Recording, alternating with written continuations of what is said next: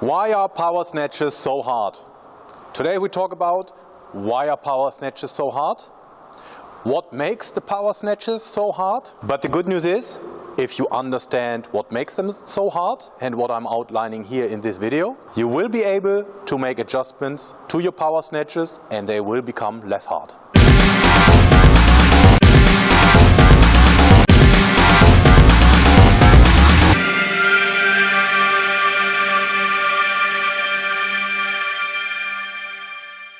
Why are power snatches so hard? Well, first and foremost, it's a full body lift. A complex movement that requires a synchronized approach and execution in order to be successful in the power snatch. So what makes it so complex? Well, first it's complex because it involves the entire body, from the toe to the head and even over the head when you bring the weight and stabilize the weight over your head. It's also complex because it has varying movements. What does that mean? We start with an extension, we start with a flexion, followed by an extension again. Yeah, so you have varying movements in there. Extension, flexion, extension. Complex also because not only changes in movement, what I just outlined, extension, flexion, extension, but also a change in rhythm. So if you go through the technical phases, you will find that there are different speeds of execution in each phase. So these changes of speeds and the rhythm required makes it more complex and makes it even harder. So how do these speeds change? Well, quick run through. The moment you lift it off the ground, you need to be fairly controlled in your speed until you get it past the knees. Once you have the bar in the position of the so-called second pull, we'll go through that in a few minutes. You have to maximally accelerate. Once the maximum acceleration is terminated, you need to get under the bar, you need to absorb forces, so from maximum acceleration you have to go to maximum deceleration, and once you have decelerated the bar, again you need to accelerate. It's not really accelerate, but you need to stand back up into the end position. So what makes the power snatch so hard? So let's have a look at the different positions and the different phases of the power snatch, and you will see what makes them so hard. So if we look at the start position, that's where the problem starts for most people. Due to the wide grip, you need to get down and you need to have sufficient mobility in the thoracic spine to keep the body upright, but you also need to have sufficient mobility in the ankle and in the hip in order to sit down properly to get into the start position. That's why you see a lot of people being hunched over. That's where the problem starts. If that happens, frankly speaking, you set yourself up for failure in the power snatch if you can't get into the right start position. If we look at the next phase, the first pull, so the moment from separating the bar from the ground until below the knees. If the start position is wrong, then also the first pull will be wrong. Again, talking about the upper body posture, for example.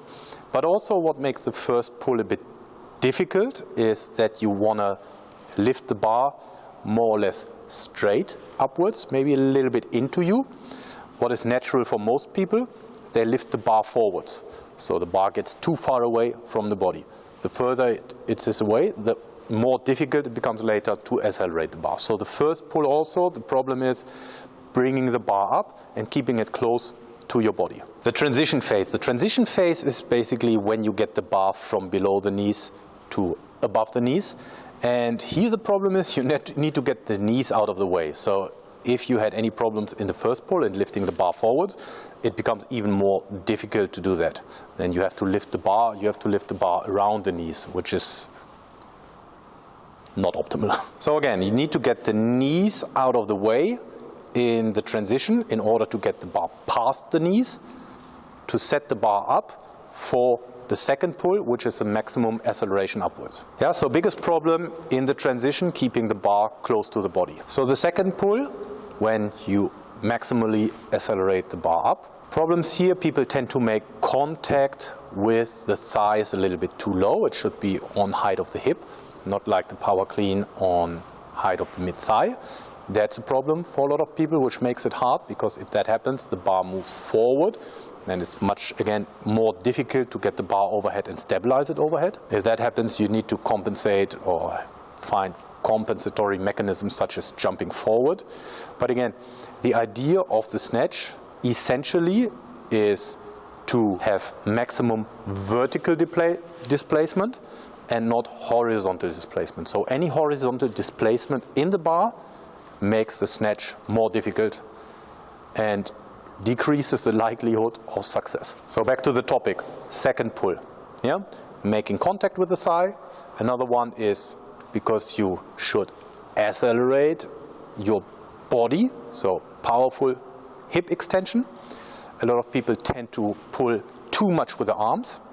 That's another problem. So over time, when you work on your technique, you need to get used to a powerful hip extension, which drives the bar up, and the arms are more guiding and then helping you to get under the bar. So helping you to get under the bar is a good hint that the next phase, the catch, some people also call it third pull, because the idea here is you pull yourself actively under the bar. However, difficulties in that phase, in the catch phase or third pull, you need to keep the bar close to your face, so that's also scary for some people.